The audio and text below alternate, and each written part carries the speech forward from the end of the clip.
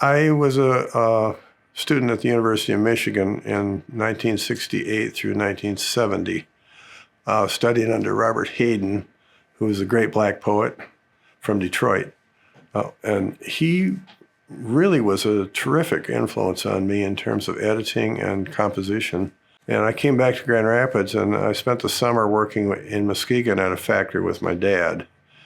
Or not with my dad, but I was living with my dad because I wanted to find out what it was like after all the years after the divorce. And had some interesting experiences there. Actually, there's one of my early poems came out of that one. But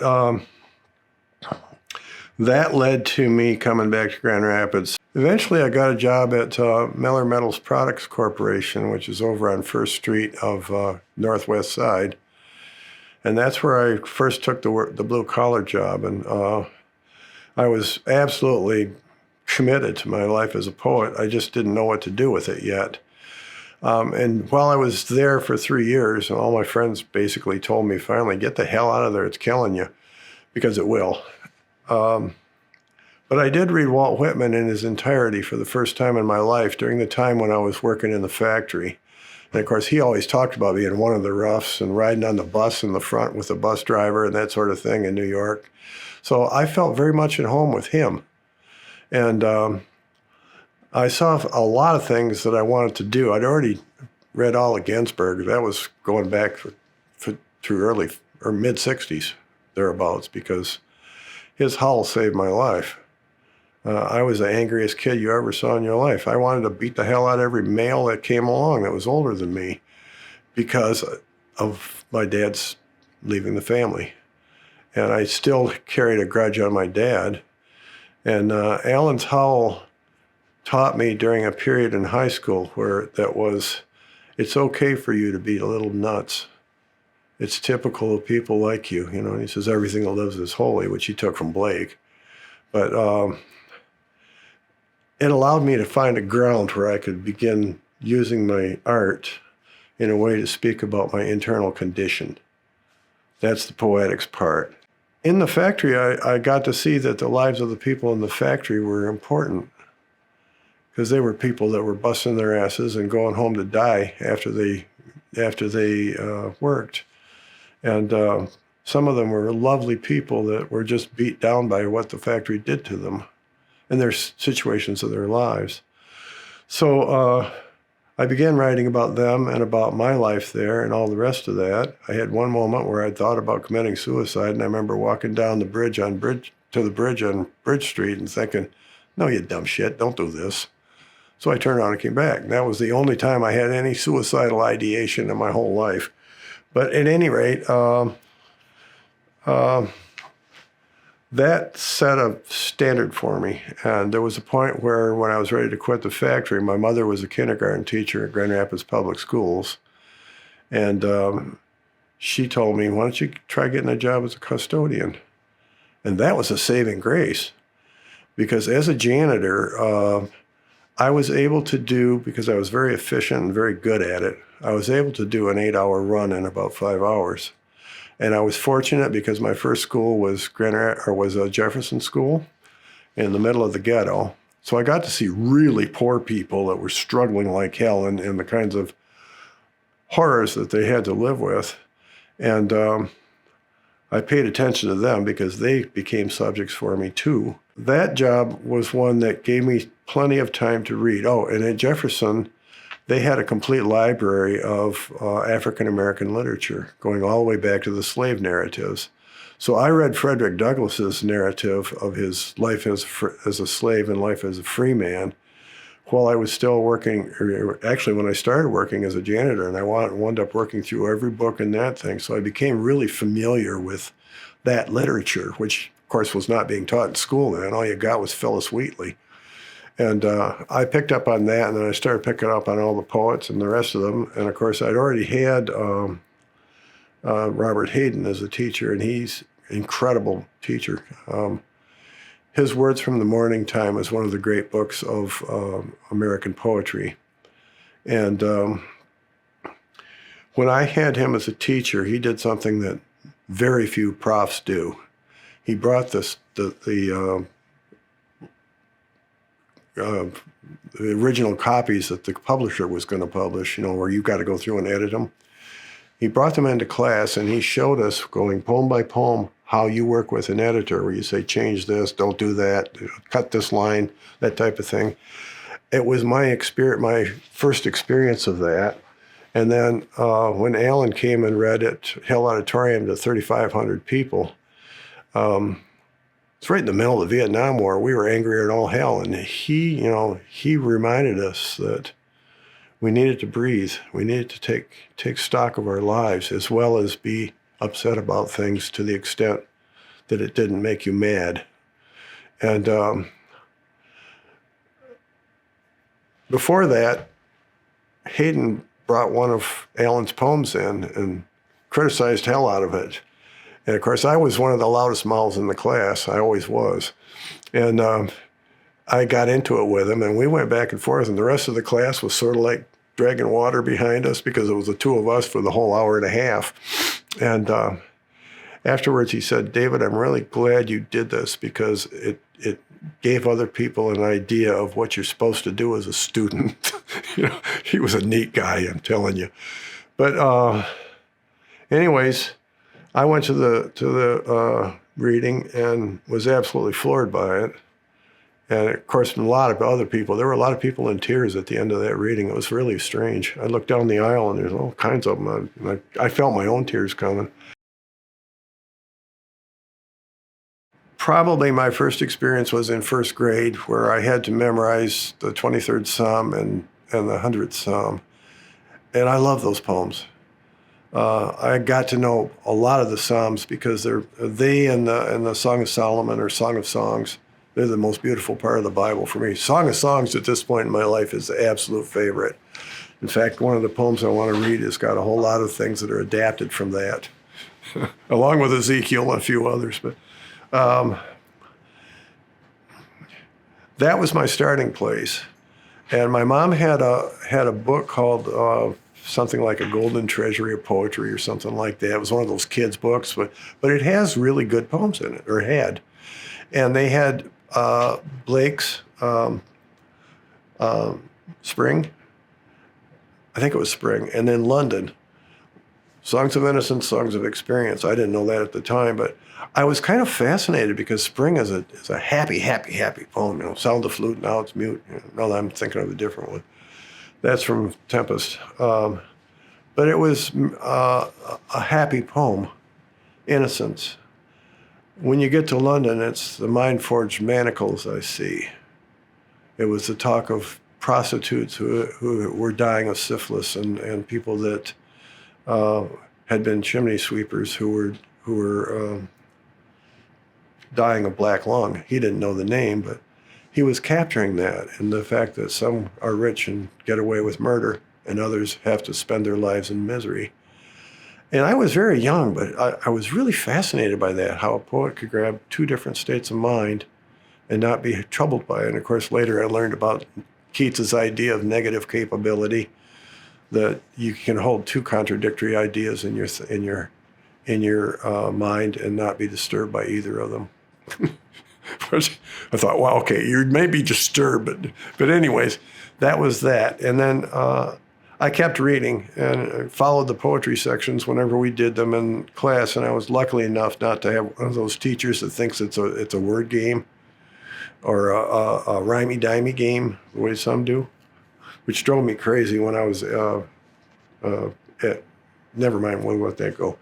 Anyways, 8th grade, I read Emerson's The Snowstorm, which was interesting to me. I grew up on the Thornapple River, up on the bluffs up above the dam, the dam area in Cascade. And we ice skated in the wintertime and caught fish in the summer and that sort of thing, and all canoed upriver, that type of thing, and pretended we were voyageurs. And there was something about the snowstorm that struck me as similar to what my own life was like on the Thornapple, because we'd get these huge snowdrifts and such up there. And I can't remember his exact term, but it worked. And so I wrote my own imitation of it, and then I kept writing from there. My senior year, I was in John Wardrop's class, great teacher in sociology, and I wrote him 2 sonnets about how little I'd learned in high school, and how the teachers made some people their favorites and screwed the rest of us. And they were beautifully written for the time, for a senior in high school. I didn't enter him in any contest, but he took them to the administration and said, you really need to pay attention to this. And the teachers in their sessions, they were kind of upset about it too, because I was criticizing them. And he eventually persuaded them all to have me come in and read the poems and talk. And I did, all these student council types were in there, and they're trying to kiss up to these guys. And I just laid it on the line with them from what I had seen.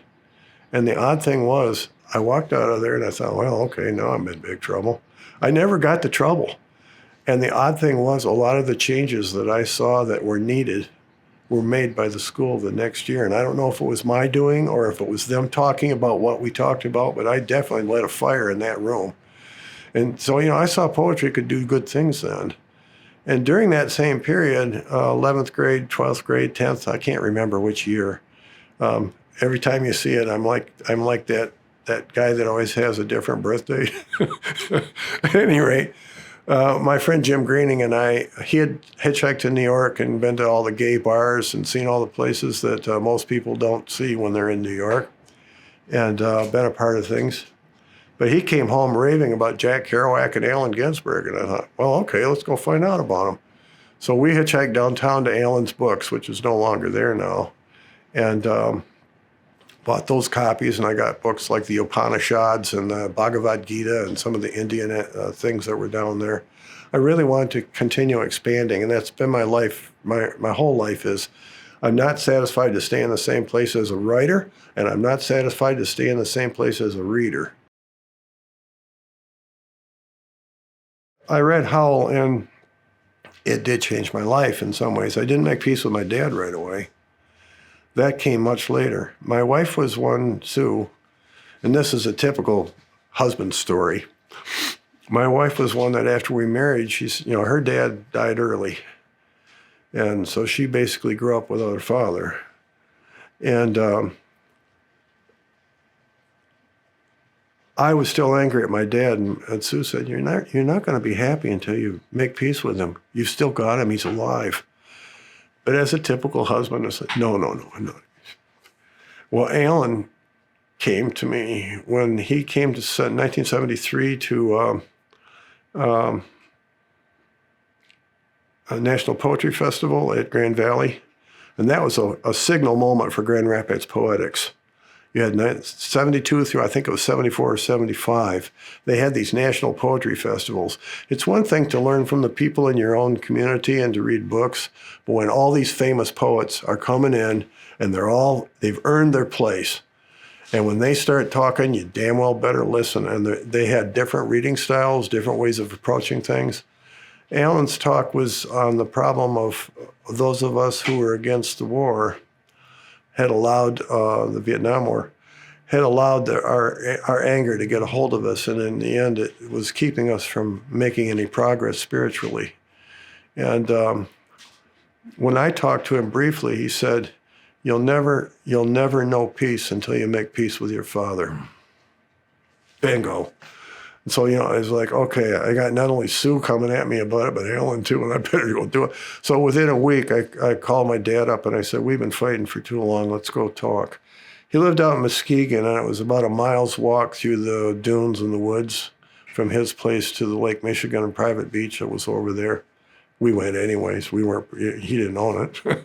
But we walked all the way out there and all the way back, and we talked through everything. And it was like I got my dad back.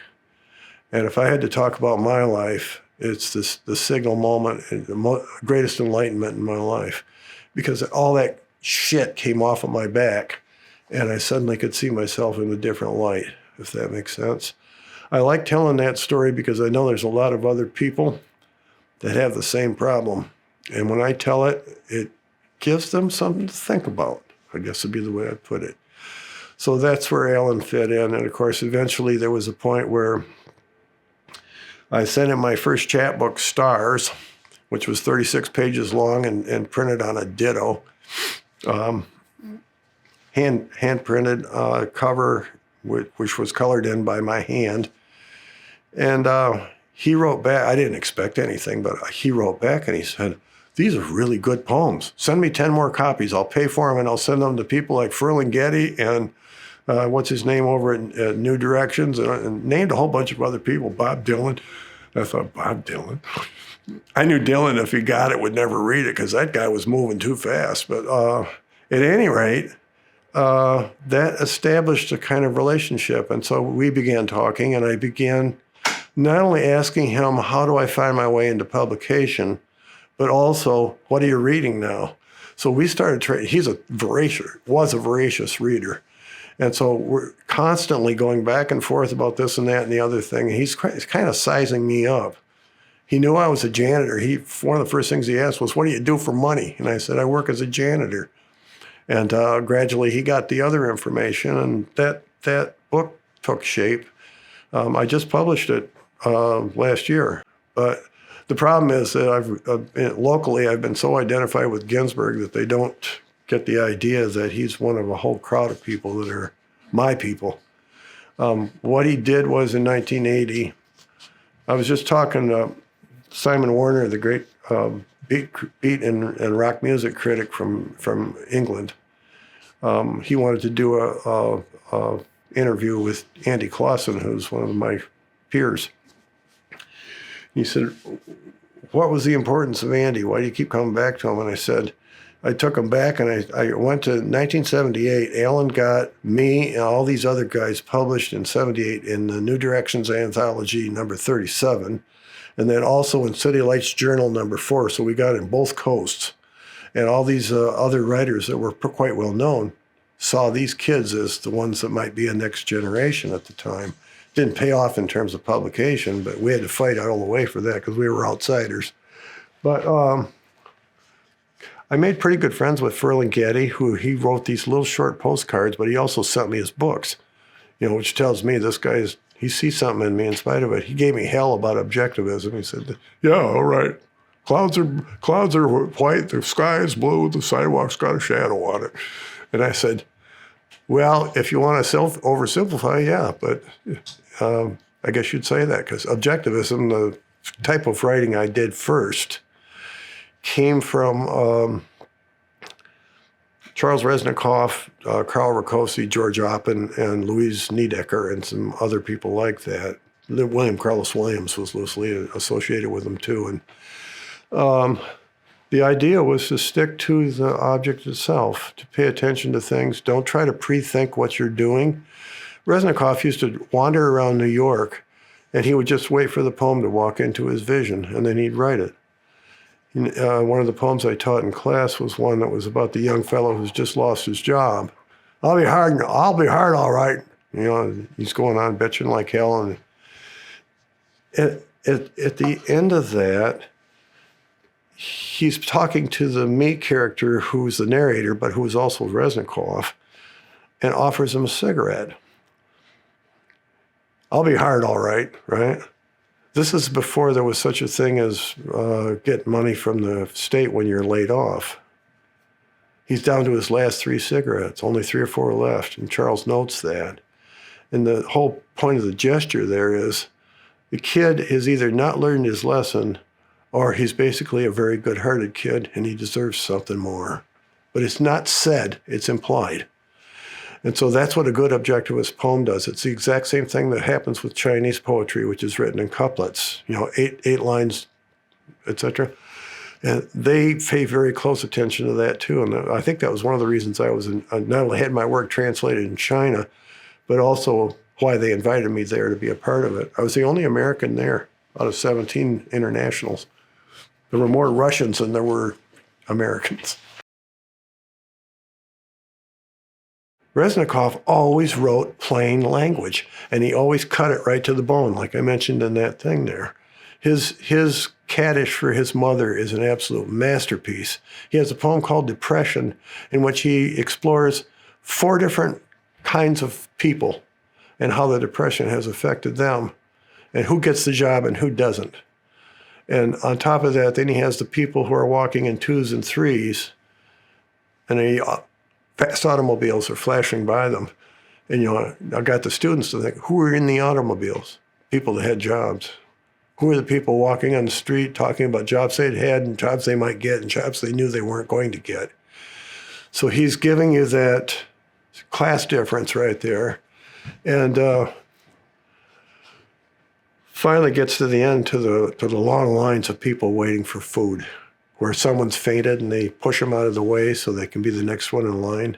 How people are reduced to being so selfish because their body is calling for food. It's a hell of a poem, and all these little tightly written things. So Reznikov was that way, and of course I go back to Robert Hayden, who gave me the skills to edit. So all of that's behind the. Right. So how does this manifest in your work? Well, in close attention to the details of the scene, not making too much of myself. Some poets, it's like Whitman's accused of that. Everything's about you. But he says I'm various, that I'm all the people. Of course, that's bullshit too, but it's good bullshit. And the poets conference that I basically organized, got the grants for, selected the people that are going to read in the show readings, and then set up all the other different sessions and all the rest of that. I wanted to give the poets in the area a chance to get to know each other.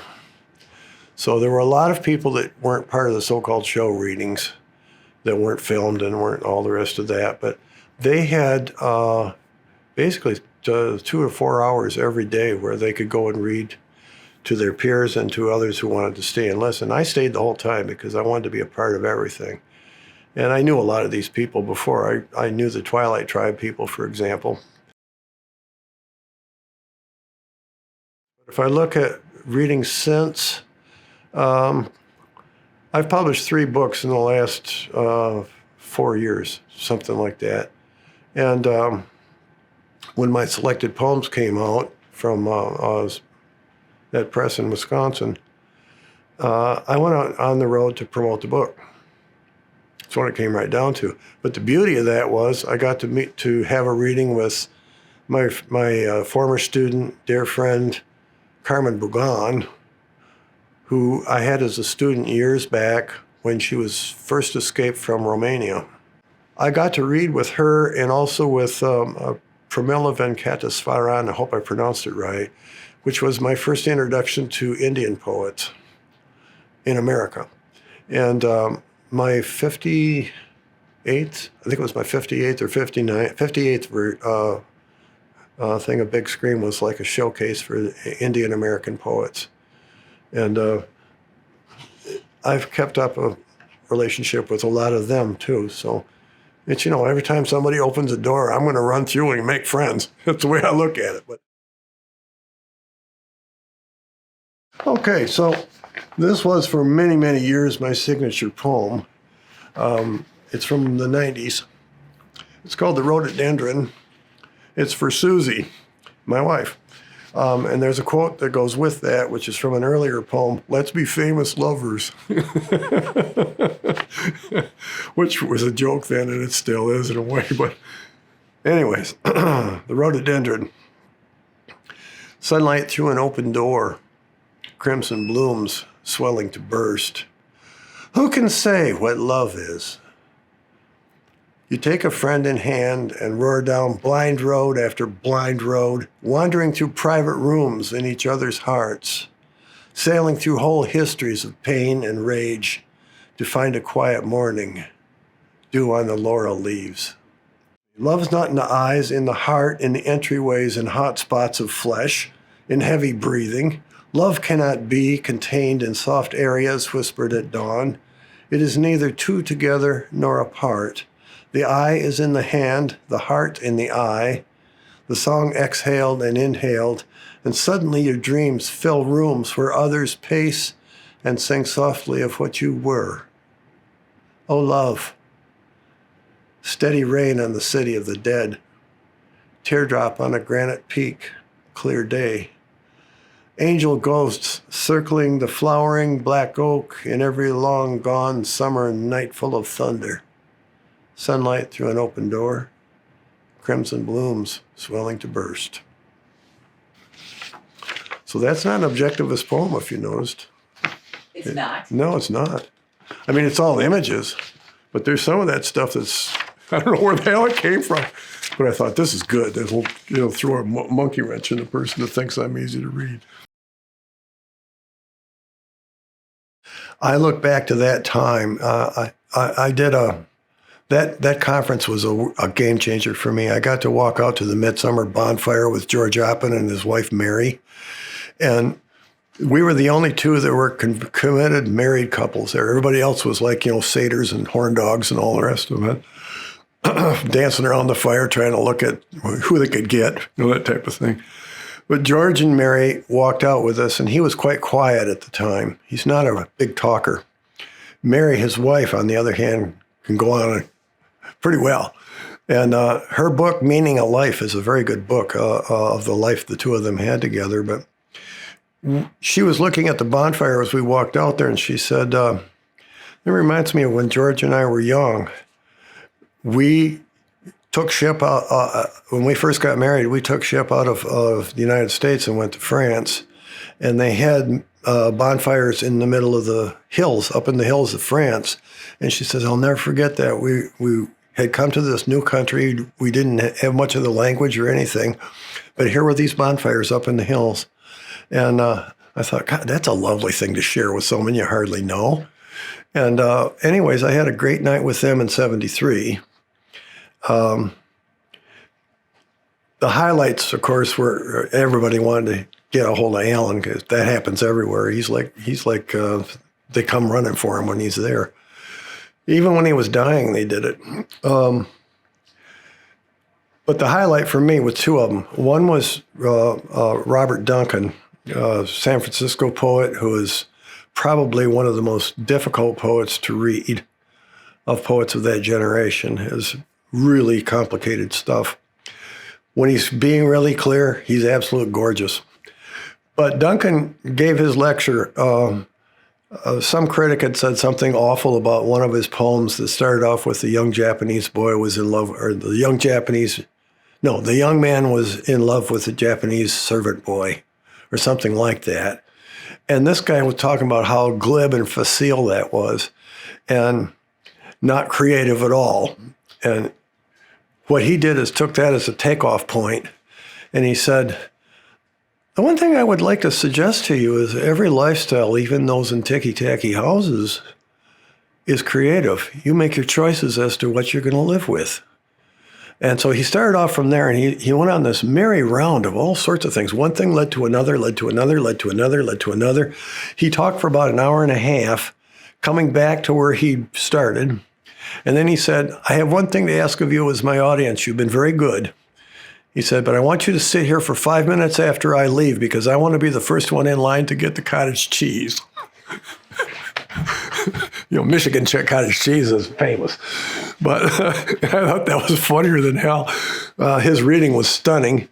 Kenneth Rexroth was there. He was very old at the time. And when they had the objectivists get together to talk, they hadn't been together for 35 years. They were all Marxists in the 30s. And Reznikov basically got married to Marie Sirkin, who was a professor at Brandeis. He spent the day basically walking around New York and doing legal briefs for people, but nothing much more than that. And that was how he spent the time once the big Red Scare stuff started. Ricosi fled to Mexico for a time and became a social worker and then spent the rest of his life in San Francisco. I'll get to the punchline on that in a minute. Oppen, maybe it was Oppen that went to Mexico, I can't remember. At any rate, They came back to San Francisco too eventually, but the three of them had not seen each other in 35 years when they were brought together at Grand Valley. And of course, everyone wanted to hear from them. It was some graduate student at the University of New York in Buffalo, tracked those guys down and got them to come out of the woodwork. And Charles was the only one that continued writing. Anyways, they all started writing again. And what happened was Rákóczi had his book that he had out, Oppen had his, and of course Reznikov had a whole bunch of them at that point. And they all met together, and Duncan and Ginsberg were the interviewers. They sat in the front. And so they would ask questions, and then the poets would answer as best they could. Rexroth was over on one side. You know, he was the old literary lion. And every now and then he'd put in a word or two about, you know, his position on it. It was just a wonderful time, and it was odd because the night when they read, Reznikov, I already knew his poems quite well. And when he got up to read, I had thought this man would have a soft voice. He had a real steely voice, but it was quiet. And Sue and I just sat there. We were transfixed. We walked out of there and drove home, and we were still talking about it by the time we got home. You know, it was that type of thing. I read with Rákóczi in 1987 at Naropa's conference. That was one of the highlights of my career of reading. If I had to think of it, it'd be that. Reading with Allen in Grand Valley was a big one.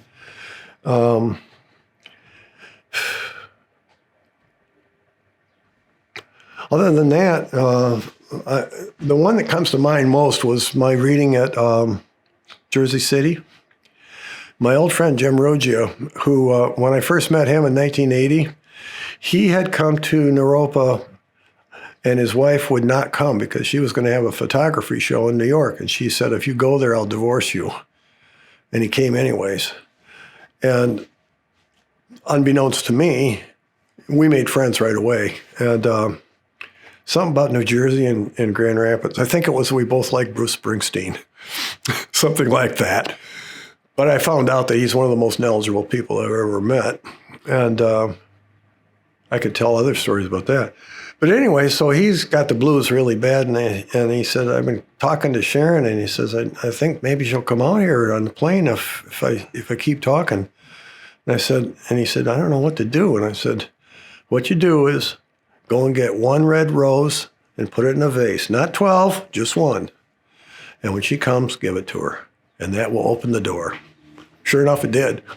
And it cemented our friendship from then on. Eventually, he and Sharon divorced because her career was just too big. She was a Wilson Fellow, and then later she became a photographer for wildlife in National Geographic.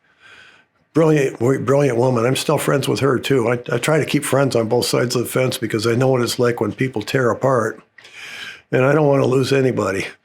So James had a reading for me and Jim Cohn, who is my lifelong friend. He was the one that was assigned to be the editor of my first book when Allen got too busy to help me anymore. That's really what it was. Allen was doing it at first, but he was a man that always carried way too much work. Hardest working man I've ever met in my life, by far. Stays up all night. He would stay up all night to talk to people on the other side of the planet about readings. I remember there were times I slept in an apartment with him, and he's in the next room, blah, blah, blah, blah, blah, 4 o'clock in the morning. You know, it's like, okay. But anyways, I won it in 71 and 72.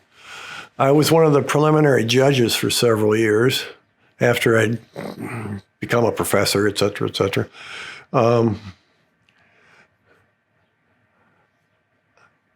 There was a point where the contest in general kind of turned me off. So I did that, and I did the teen poetry contest for the library and a bunch of other things, and they paid nice little money, a little extra. But I learned from the teen poetry contest that a lot of teachers get the idea that poetry is some sort of jigsaw puzzle, and they teach their kids, and it's no wonder they hate it by the time they get to where they have to actually study it. Anyways, I mean, there were some where they'd turn in 35 poems that were all based on one word. And I tried judging that crap. Ugh. But anyways, I think the Dyer Ives is a good thing. Yeah. You just have to have people that are committed to doing it. She's really good about it. So, and there were other people that have done terrific work on it. And was it John Hunting? Yeah. Kudos to him for keeping it alive so many years. Basically, it's what I would say. Yeah, it's a good thing. Anything that makes poetry visible. There's the 1973 conference where I first saw him before he did his reading. He was at Allen's Books downtown in the back room, and they were all in there, and the pot smoke was so thick, I mean, you could cut it with a knife. But everybody's pitching questions at him right and left. Even then, blah, blah, blah, blah, blah, blah, all that. And he was just patient and calm with everybody. I found that every time I was in a situation with him. I had to sit with him in Detroit when his collected poems came out. I didn't have to. He asked me if I would. And I sat with him while he inscribed his book to people for 3 hours straight before his reading. Every single person that came up there was treated like a bona fide human being. Somebody had been carrying a copy of Howl in their back pocket for 25 years or whatever it was, and they wanted an autograph on there. And he was just absolutely generous. He'd ask them where they were from, what they were doing, how were they writing poetry, that type of thing, and had genuine conversations with them. I had the same experience with, come back to it later. Come to me later, that's for sure. A lot of poets that are really successful are like that. There's a kindness that someone bothered to want to buy your book and get your autograph. The least you can do is be kind and sweet to them. That's the way I look at it. Sharon Olds, that's the one I'm thinking of. When I read with her and Galway Connell and Ed Sanders at the 94 conference, they had a special tent for autographing books day after the reading. Sharon Olds had women of all ages lined up all around the whole area and out way beyond. The rest of us were all kind of sitting there watching, going, my God, that's kind of interesting. I had a few, and so others had a few, and so on. Galway had a pretty good bunch. But I watched Sharon with her people. So many of her poems deal with the kind of pain that women experience with men in their lives in other ways and so on. She hides nothing. And poems have almost a confessional quality to them. And I love her work. And anyways, every woman that came up to her had a story about what the poem did for them through their experience. And she would talk with every one of them, one-on-one, so that it was an affirmation to meet her, is what it came down to. And I was just stunned by it. I went to her later and I said, my God, Sharon, you are something else. Because, it's just, when you see something that's a performance that is so rare and so meaningful and so genuine, that kind of person deserves to be rewarded for it. Excuse me. And of course, when she refused to go to the White House, I loved it. That's another story. The Bushes invited her there. She said, no. The 1982 Jack Kerouac Conference, for starters. I was an invited guest. I didn't have a reading because I came too late for that. So Peter Orlovsky, Allen's boyfriend, was going to read with Jack Micheline, the San Francisco dockside poet. I mean, he was a hard-working man. And Peter came to me and he said, David, I can give you half of my reading time if you want to read. And I said, you sure? And he says, yeah. So I got up and I opened the thing. And I knew Jack was one tough guy. I mean, he not tough in the macho sense, although he probably was that too. He was a genuine man. And I thought, well, I'll find out how good I am and how not. And of course, Ed Sanders was reading with us too. And he already knew me because I'd read with him twice before in Detroit. You know Ed Sanders? Lead singer of the Fugs. But he also is a PhD in Egyptology and all sorts of other things. And he's one of the smartest guys I ever saw in my life. He was the one that brought up the idea of poetry that as a kind of documentation. And he wrote the Naropa Wars and caught some flack for that. But anyways, they were all there. And I got up and gave my reading to, well, the 400 or 500 people, I don't remember.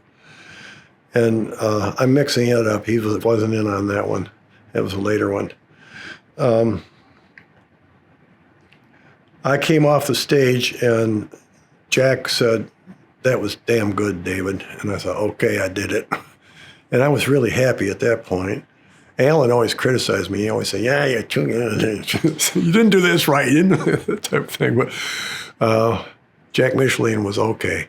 And then Peter got on and he did his banjo thing about raspberries with their little red caps on and all that shit that he does, crazy stuff, and some of his other ones. And then Jack came on and he just absolutely did knockout reading. So that was a big one. So that's one. 1987, probably the most important reading in my life. It was the Objectivist Conference, which Allen and I talked about, because we've been talking about that for a long time. Reznikov was dead at that point. He died in 1976. When my first chapbook came out, I asked Allen, when he said he was going to send it to all these people, he said, I asked him to send one to Reznikov, and he said, alas, Reznikov died 3 months ago. And he talked about supping with him at his West Side in Manhattan apartment. And I actually looked up that apartment place, and it's still there. It's right on the shore. But anyways, so Reznikov wasn't there, but Marie Serkin, his wife, was there. She represented him. Oppen had already died, and Ricosi had sort of fallen out with Mary Oppen.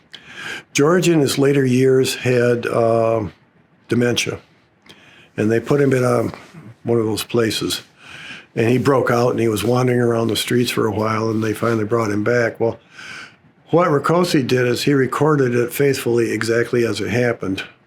And Mary was really upset because she didn't want George to be remembered like that. And I can understand that. At the same time, Ricosi told the story as a man who loved this guy and was heartbroken. It was really a tragedy for him. What Ricosi did is, there was a thunderstorm that night. So we're in an outdoor barn type thing. And he got up and he said, I'm going to ask you not to give any applause whenever I pause. This is a long poem. I want to read this into the silence. And he read for like 15, 20 minutes, I can't remember how, one poem. And when he got done, the whole audience went absolutely stark raving crazy for it, because they realized that what he was doing was he was shedding his own tears for George in telling the story.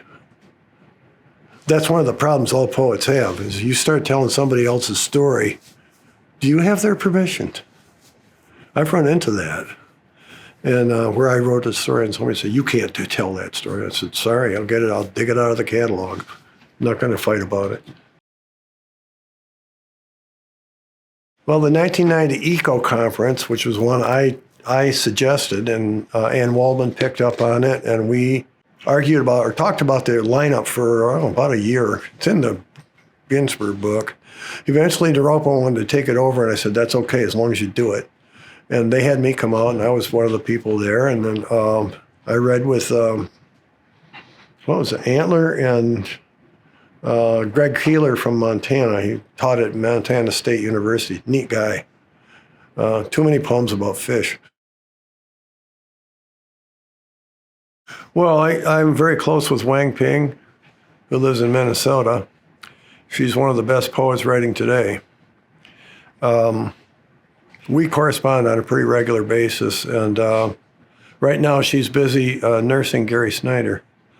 Gary had a fall and broke 3 ribs a couple months back. And so she came out. She was going to come originally in February because that's Chinese New Year.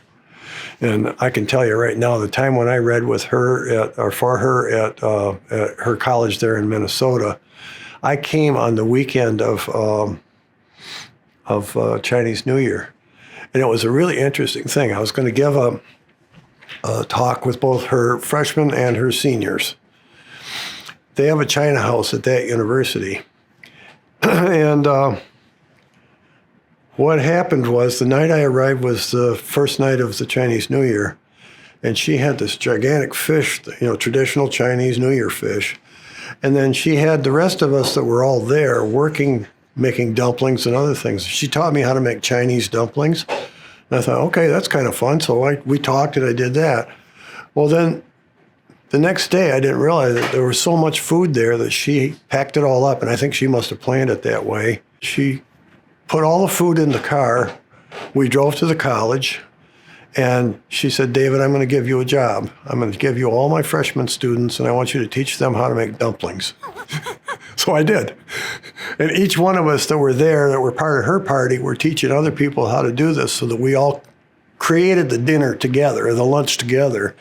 But the thing that was neat about it for me was it was an incredible teaching experience because I could ask questions about these people. And when I sat with the freshmen, I asked them, okay, the economy's in decline right now. What are you thinking about your future as students and what you're going to do afterwards? And they'd start talking about that. And of course, the minute you get something that's important to them, then you've got an opportunity to talk to them about the thing you're there for. And so we sort of edged into that. And then they had questions for me about what they knew about me. So we kind of talked back and forth. We all got to know each other before I ever taught them in their class. And the same thing happened with the seniors. I was fortunate enough with the seniors. There was one student, Svetlana Yukomovich, who was Ukrainian, and who not only had her own rather unusual poems, but had translated the poems of Vasyl Stus, who is a Ukrainian poet that was a dissident who was killed by the Russians way back in the 60s. He was put in a madhouse first and then killed later. So, and one of the things I did on my Facebook page was I took her translations, because I knew very few people in my Facebook crowd would know Ukrainian, and I put them up there, and I put her introduction of him at the head of it, so that for several days there, I had people that were on the Facebook who were reading those poems and going, holy shit, because his stuff is intense. And he's, of course, not known because there's, if you think about Ukrainian poets, the first one that comes to mind for me is Anna Akhmatova, the great Russian, Anna of all the Russias. She was born in Odessa. She's Ukrainian, half Russian. But she's one of my absolute favorite poets. Don't get me started on her. But her and Marina Tsvetaeva, both of them are great poets. Too often forgotten in the catalog of world poetry, I think. But my God, they're great. Of all the Russian poets, they're my faves. At any rate, I had a great time. And then read them some poems. They read me some of theirs. We talked a little bit, and I talked about their future because their future is staring them right in the face. And that was sort of an interesting thing. She had the most incredible office. It was like twice as long as this room, with a wall of bookshelves, floor to ceiling, the whole length. Half of them in Chinese, half of them in English. And when she first came over here as a very young woman, she already had a degree from Beijing University, but she couldn't get a job here, and ran into Allen by accident. Allen helped set her up for publication and all the rest of it. And that started her career. He's done that for so many people. And she now she's multi-talented. She's been part of a crew that it does rowing competition on the Mississippi River. She did a dance sequence on the Broadway stage. She's God, what else? Whole lot of different things, but she endless surprises. Good friend. It was a matter of selecting poems, and the same thing I do with Big Scream, except with a larger selection of poems from the different people. I had to get Ridgeway Press, which was M.L. Liebler, who's sort of the de facto poet laureate of Detroit. They don't have a poet laureate, I don't think, but he's a poet was the poet at Wayne State University. I've read down there with him a lot of times. I told him about the dilemma of finding a publisher, and he said, I could give you my imprint if you can come up with the money. So he got the imprint for that, and it was like every stage of the game, like with a lot of publication, you got to knit things together to make it happen. And that's what came of it. And we printed it in way too big of an edition. I've still got probably 500 copies in my garage somewhere. But I wanted to make sure it was available if someone did want it. And it flew out the door for a while. And like most poetry books, they only have about a 1-year life as far as that goes. And anthologies are particularly problematic for that. So it was a job well done for me. It was the last thing, it was my last year of teaching, and I ran my ass off the whole year. You always hear about people when they get to the last year or two of teaching, how they just kind of slide through it and let go. I was swearing I was not going to do that. I worked twice as hard as I ever did when I was teaching. I was teaching, I think, 18 hours of classes, which is a big load. That was my usual load. I always did that. And I set up the conference, and I ran that, and I did that at the same time. So that as I went out the door, this was my last gift to GRCC, but it was also my gift to the Grand Rapids poet public. I know there's been a lot of good poetry here, an unusual amount for a city of this size.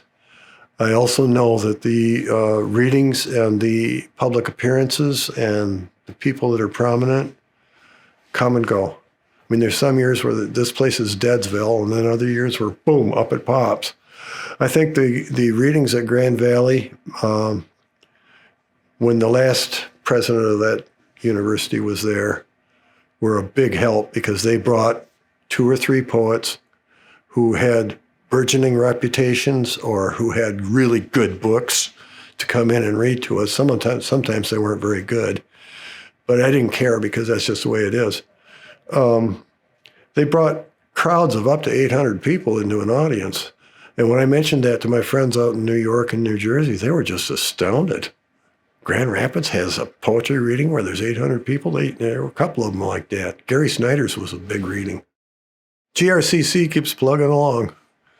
Truly. Yeah, they have the creative writing things. I did a lot of readings with my students. I had one year where I had 7 really brilliant women students all in the same class, and they were wild as hell. And what I suggested at the end is this year, let's do a Genius Women's Poets reading. And they all got up there, and their parents and all their friends and everybody else came. We had this huge reading in there. It was 200 people or something, which is big for GRCC. And it was like a party. And they all got up there and just absolutely knocked it out. Robert Bly said one time, when he was at the 72, I think it was, conference at Grand Valley, he said, a lot of you are wide awake right now. He says, by the time you're 30, you're all going to be dead. Your deepest thought will be to have a house in suburbia and a 2-car garage. They didn't know what the hell to make of that. But that's the way it sometimes is. Someone's a very gifted poet for a year or two, and then something leads them into a different direction, and they're gone. The ones that are going to remain and fight through everything they have to go through in terms of everything from job to developing your writing to making connections, all the rest of that, those are the ones that are going to be the ones that ultimately represent any area, wherever it is. And it's I always said to people, don't think of it as a primary career, because it's not going to be one. You have to have a job. And I had a couple of students that tried out that business of living in other people's, on their couches. And after about 3 months, that gets cold, because what happens is people get tired of having a house guest all the time. That's what it comes down to. And the one guy I'm thinking of, he wound up getting a job somewhere, and I don't know what happened to him after that. But yeah, poets have to have thick skins, and they have to be hard workers. And if you think it's just a matter of, I've got the gift. Yeah, right. It's work. It's good work, but it's hard work. And I just say, make sure you got something else to do your day job, because no matter how much you grow, how much you learn, how much you publish, very few people going to get a career that pays for them. Allen did, but how many Allens are there? The nice thing about him was he gave it away, just like he said in his poem, Ego Confession. He got that place up in Cherry Valley so that the poets who were worn out by what had happened would have a place to hide away for a while. And he tried to administer it, but he was too busy running here and there and everywhere at that point. And that's what his life was. This is Jaume Plensa he is a gifted Spanish sculptor who had an installation at Meyer Gardens one year, and it was all these big gongs lined up in a row with a hammer right there, and you were invited to go and hammer the gong. Well, each one of the gongs had inscribed on it a verse from Song of Songs, which immediately interested me. And I can't remember which verses here are. Well, there's some that I know are.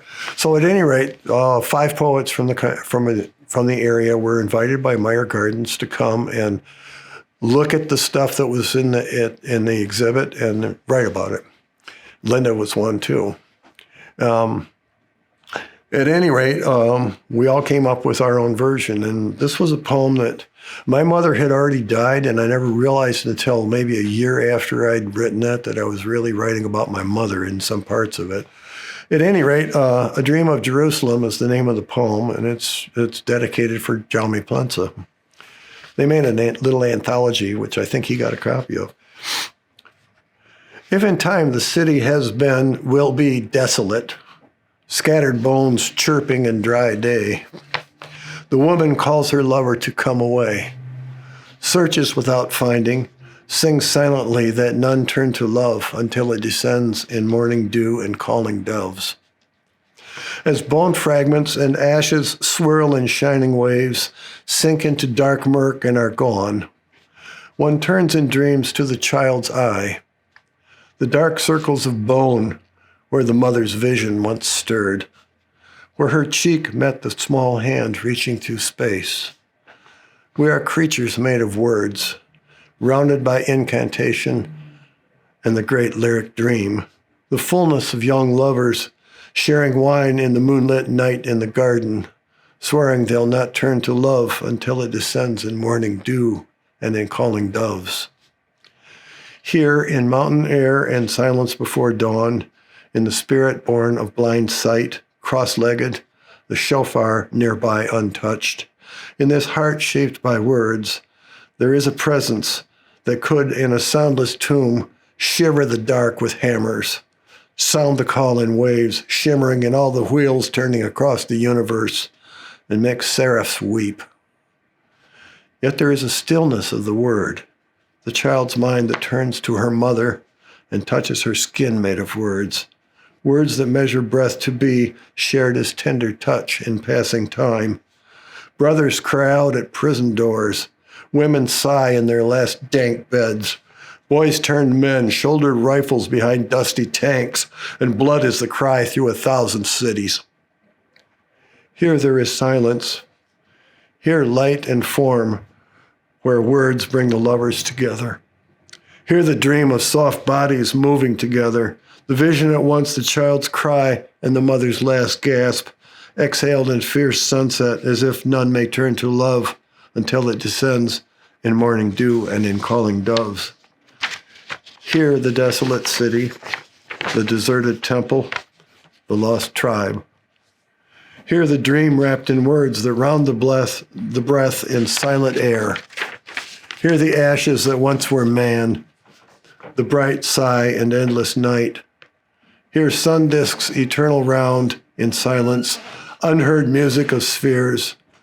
Let the woman call through the city and on the mountain for her lover, and if she searches without finding, she may hear the scattered bones chirping in the dry day and sing silently that none may turn to love until it descends in morning dew and calling doves.